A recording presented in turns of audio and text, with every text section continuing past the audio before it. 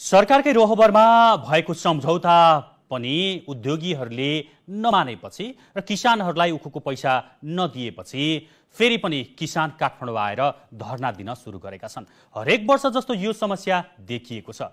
यस पटकको आन्दोलन भने निर्णायक हुने किसानहरूले बताएका छन्। बरु आत्महत्या गर्ने तर आफूले लिन बाँकी पैसा लिएर मात्रै घर फर्कने किसानहरूको चेतावनी यस पाली रहेको छ। तर सरकार भने किसान भन्दा पनि उद्योगीप्रति लचक देखिएको आरोप किसानहरूले लगाउँदै आइरहेका छन्।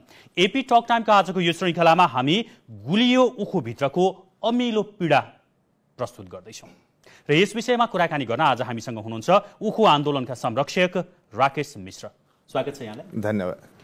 अब तपाईहरु फेरि पनि सरकारले पहिला गएको वर्ष 2076 साल पुस 18 गते जुन सम्झौता गरेको थियो त्यतिखेर एक प्रकारको उत्साह लिएर तपाईहरु घर फर्किनु भयो हैन। अब चाहिँ उखुको मूल्य पाइने भयो भनेर त्यो कार्यान्वयन भएन। अहिलेसम्म पनि कतिले पैसा अलिअलि पाउनु भयो, कतिले पाउनु भएको छैन। फेरि पनि काठमाडौँ आउनु भएको छ। काठमाडौँ आइसकेपछि सरकारी तवरबाट के पहल कदमी भइरहेको छ? तपाईहरुको आन्दोलन त एकातिर छ, सरकारसँग तपाईहरुको वार्ता अथवा सरकारको प्रतिक्रिया के छ यो दोस्रो पटकको आन्दोलनमा अहिले? हैन, दोस्रो सरकारको पक्षबाट उद्योग मन्त्रालयबाट हिजो फोन आयो। हिजो पनि वार्ताको लागि बोलाइयो। आज पनि वार्तामा आउनको लागि लिखित पत्र नै पठाउनु भएको छ। तर हामीले के हिजो भन्यो भने र के जवाब फर्कायो भने कि अब विश्वासको आधार रहेन। हामी माघ 8 गते दीपावली मनाउने 2076 मा दीपावली मनाउने उत्साहसम्म थियौं कि सरकारले एग्रिमेन्ट गर्न साथै चाहिँ 11 करोड रुपैयाँ मौखिकै भए पनि रिलिज गर्यो। रिलिज गरिसकेपछि यही लाग्यो कि अब संघीय सरकार भनेको साँच्चीकै जनताप्रति उत्तरदायी रहेछ भनेर आभास पनि भयो। किसानमा खुसियाली पनि भयो। तर पैसो पाइएन। नपाएसबै मैले यही तपाईलाई रोके 11 करोड रुपैयाँ किसानहरूले पाउन बाँकी छ हैन। विभिन्न किसानहरूले हैन 11 करोड जो एग्रिमेन्टकै दिन रिलिज गरिदियो दियो अनि 11 करोड चाहिँ पाउनु भयो। बाँकी कति छ किसानहरुको लिनुपर्ने अहिले? टोटल तैले हामी फोनको आँकडा अनुसार 90 करोड बाँकी भन्दा बढी 90 करोड भन्दा बाँकी छ, बढी छ। त्यो टेलिफोनको आधारमा हामीले संकलन गरेको डाटा हो। न राज्यले हामीलाई डाटा दिन्छ, राज्यसँग त खै डाटै छैन। यो 11 करोड बाहेक हो 90 करोड हो बाहेक त्यो 30 मा त्यो बेला उत्साहको लागि इमिडिएटली आन्दोलन स्थगन गर्नको लागि 2076 साल पुट 18 गते रिलिज गरेको मन्त्रालयले भन्यो कि तपाईको सुरुवात त भयो, अब त आन्दोलन स्थगित गरिदिनुस्। अनि भने कि तपाईले गर्नुभयो। त्यसपछि जुन सात फेरि आफ्टर 7 डेज जुन पैसा दिनुपर्ने थियो त्यो दिएन। अब विश्वासको आधार उद्योग मन्त्रालय प्रति हाम्रो रहेन, घट्यो। विश्वास घट्यो, आस्था घट्यो, श्रद्धा घट्यो। यसकारणले हामीले दुईटा समयमा के भयो खास यो जस्तो 76 साल पुस 18 गते जुन 11 करोड रिलिज पनि भयो, समझदारी पनि भयो, सरकारसँग पैसा आउने आशा सहित अलिअलि पैसा लिएर तपाईहरु फर्किनु भयो। फेरि अहिले 28 गते तपाईहरु काठमाडौँ आउनु भएको छ। यो बीचको पिरियडमा चाहिँ त्यो पैसा प्राप्तिको लागि तपाईहरुको त्यो भनौं न फलोअप भनौं न त्यो अनुगमन जाने आउने धाउने त्यो क्रम कस्तो रह्यो? हामी 7 गतेसम्म कुर्यौं। जब 7 गते आएन भने 8 गते फेरि हामी जिल्लामै अनि हामी चाहिँ आन्दोलन गर्यौं। कालोपट्टी बाँधेर किसानले खेतमा काम गर्यो। एक छाक भोकै बसेर खेतमा काम गर्यो। विज्ञप्ति पनि हामी निकाल्यौं, अवगत पनि गरायौं। अब के गर्ने? कहाँ न्याय पाउन जान्ने? संघीय सरकार भन्दा ठुलो कुनै निकाय नै छैन भनेर फेरि हामी चाहिँ तगेदा पनि गर्यौं। हामी के सल्लाह दियौं उद्योगीहरूलाई भने तपाई एउटा शेड्युल निकाल्दिनुस्। ल तपाईले भाखा त नाइसक्नुभयो, तपाई र सरकारको मिलोमतोमा तपाई नै शक्तिशाली, तपाई भन्दै हुनुहुन्छ त किसान भन्दा म उद्योगी शक्तिशाली, सबै चाहिँ संयन्त्र मेरो हातमा छ। अनि मैले भने तपाई 71 सालदेखि बाँकी थियो। हामीले के अनुरोध गर्यो भने कि पहिला 71 सालको दिउँ, त्यसपछि 72 को दिउँ र एउटा निकाल्दिनु कि 1 गते यति सालको 90 करोड बाँकी भनेको 2071 सालदेखिको पैसा बाँकी हो। कुनै मिलको 71 को, कुनैको 74 को, कुनैको 73 को, यसरी चाहिँ बाँकी भएको पैसा हो। हामी भने कि शेड्युल निकाल्दिनु। किसानलाई यो त आश हुन्छ कि फलानो गतेको पैसा आउँदैछ। त्यो भाका नाइसकेपछि पनि तर टेरेनन्। त्यसपछि हामी जिल्ला प्रशासन कार्यालयमा सिडिओ कहाँ गयौं सर्लाहीमा। उहाँलाई भन्यो कि हाम्रो भाका नाइसक्यो, तपाईँ चाहिँ मेसेज पुर्याइदिनुस्, हामी यस्तो यस्तो समस्या छ। सिडिओ साहबले पहल भन्नुभयो, मैले पहल गरेँ, मानेनन्। त्यसपछि फेरि हामी चैत 4 गते काठमाडौँ आयौं। किसान साथीहरू काठमाडौँ आयौं र आन्दोलन गर्ने घोषणा गरेर आयौं। तर कोरोनाको महामारी हेरेर यहाँका जब नागरिक समाज, सञ्चार जगतका साथीहरूसँग कुरा गर्दा यो मानवताको लिए यति ढिलो भयो अहिले यो कोरोना महामारी छ, तपाईँहरू घर फर्किनुहोस् र फेरि चाहिँ समय मिलाएर आउनु होला। अनि हामी फेरि चाहिँ गत 23 गते स्मरण पत्र बुझाउन उद्योग मन्त्रीज्यूकामा पुगे।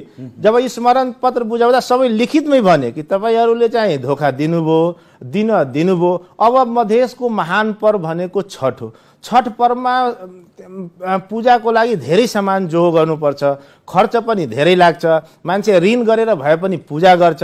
यो अवस्थामा छठसम्म तपाईँ पैसा दिनुहोस्, त्यो भाकाको कुरा गल्ती गर्नुभयो दिनुहोस्, होइन भने हामी चाहिँ 28 गते फेरि काठमाडौँ आउँछौँ, 27 गते पुगेर 28 गतेबाट गर्छौँ।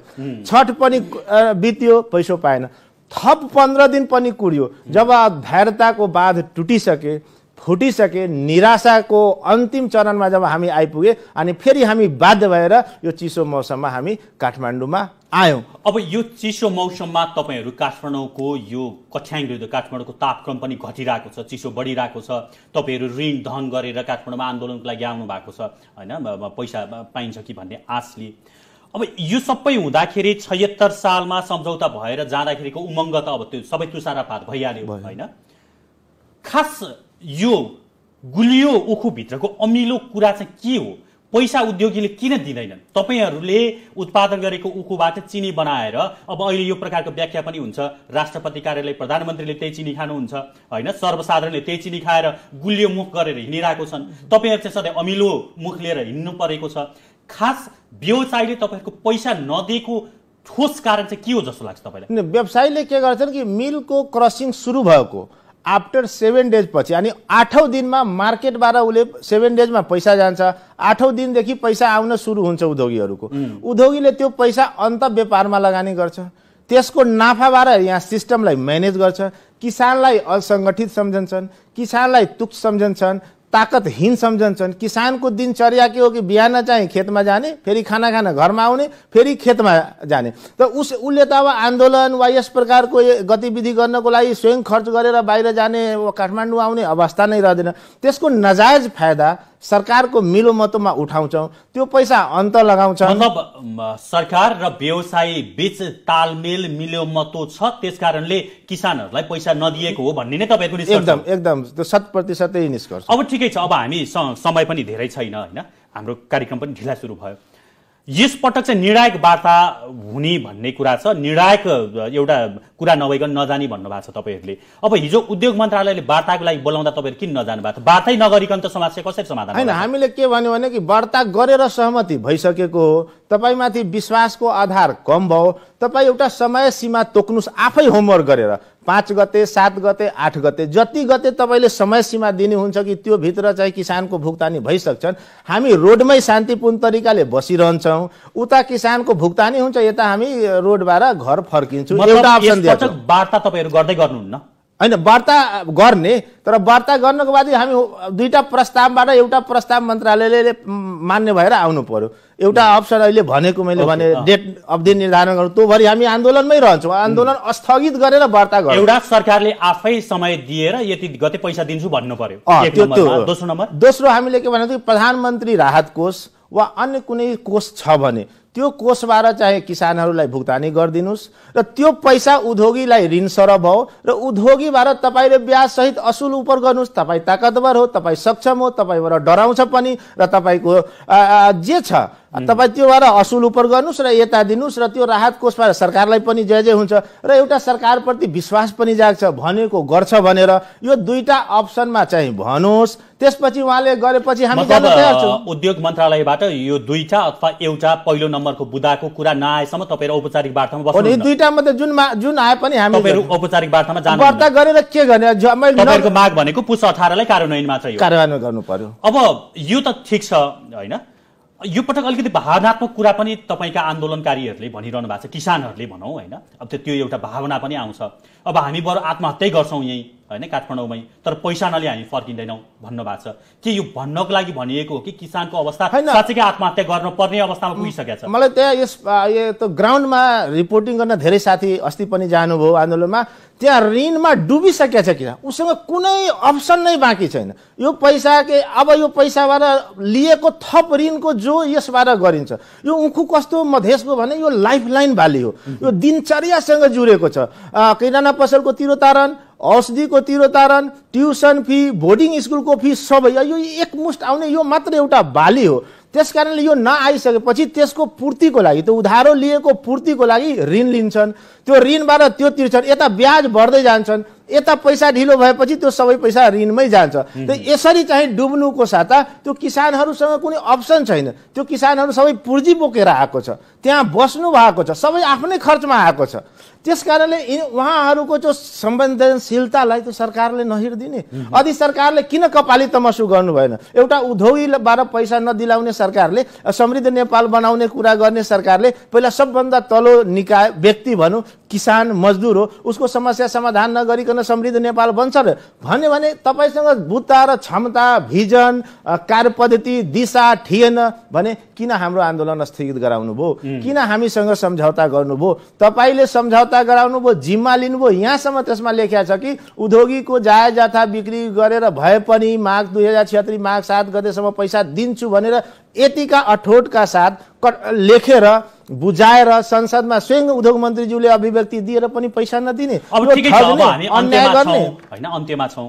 किसानहरूले सधैँ यो उखु चाहिँ उधारोमै बेच्नु पर्ने त्यो बाध्यता किन छ? क्यासमा हुन सक्दैन उखुको बिक्री? त्यो तर्फ तपाईहरुको के पहल छ अहिले? हैन, हामीले यसको समाधानको लागि समाधान पुरै स्टडी गरेर एक्सपर्टबाट गराएर हामी राखेका छौं कि 8औं दिनमा मार्केटबाट उद्योगीले पैसा पाउँछ, 16औं दिनमा चाहिँ किसानलाई पैसा दियोस्। जस्तो उदाहरणको लागि कुनै किसानले 1 गते बुझायो उखु मिलमा भने उसले 16 गते उसले पैसा पाउन्। यसरी गरिदियो भने कुनै पनि प्रकारको समस्या हुँदैन। फाइदा कहाँ उठाउँछ भने उखु बाली चैतसम्म क्रसिङ गराएन भने त्यो खेतमै सुकेर जान्छ। यसको नजायज फाइदा उद्योगीले उठाउँछन्। उद्योगीले लाग्छ कि मलाई नि यो जान्छ कहाँ, फेरि सबै उद्योगीमा तालमेल भइहाल्छन् उद्योग सञ्चालकहरूमा। अब उनीहरूको अब कहीँ गएपछि सिस्टम यही हो, उसले गर्छन् भने कि त्यही किसानको पैसाबाट नाफामाथि नाफा खाइराख्ने। जसरी 8औं दिनमा पैसा आयो अन्त लगानी गर्नु, पाउनु पर्यो भने ठिक छ। ल, अब यो विषयमा हाम्रो टेलिभिजनले पटक पटक आवाज पनि उठाइरहेको छ। आज अलिकति समय कम थियो, तपाईको निचोडको कुराहरू हामीले सुन्यौं। तपाईहरुको आन्दोलन यसपटक सफल होस् र किसानहरूले आफ्नो पारिश्रमिक पाउन्, हाम्रो शुभकामना। समय र विचारको लागि एपी1 को तर्फबाट धेरै धन्यवाद। यहाँलाई बहुत बहुत धन्यवाद। यो मिडिया जगत तपाईको एपी1 लगायत सम्पूर्ण सञ्चारकर्मीको ताकतको कारण किसान ताकतवर भएको छ। यो पुण्य प्राप्तिको लडाई हो। किसानको आँसु जुन भइरहेछ त्यसलाई अनुहारलाई उज्यालोतिर लाने यो लडाई हो। यसमा तपाईँ सबैको सहयोग र समर्थन गरिराख्नु भएको छ। पुनः पनि सक्रियताका साथ गरिदिनु भएको धेरै धेरै धन्यवाद र नमस्कार। हस् दर्शकबिन, आज हामीले एपी टक टाइममा कुराकानी गर्यौं उखु किसानहरूको आन्दोलनको विषयमा। गुलियो उखुभित्रको अमिलो पीडा जुन छ त्यसलाई हामीले केही मात्रामा निकाल्ने प्रयास गरेका हौं। हामीसँग हुनुहुन्थ्यो उखु आन्दोलनका संरक्षक राकेश मिश्र। उहाँसँगको केही संवादसँगै एपी टक टाइमको समय सकिएको छ। हामी सबैलाई बिदा दिनुहोस्। नमस्कार।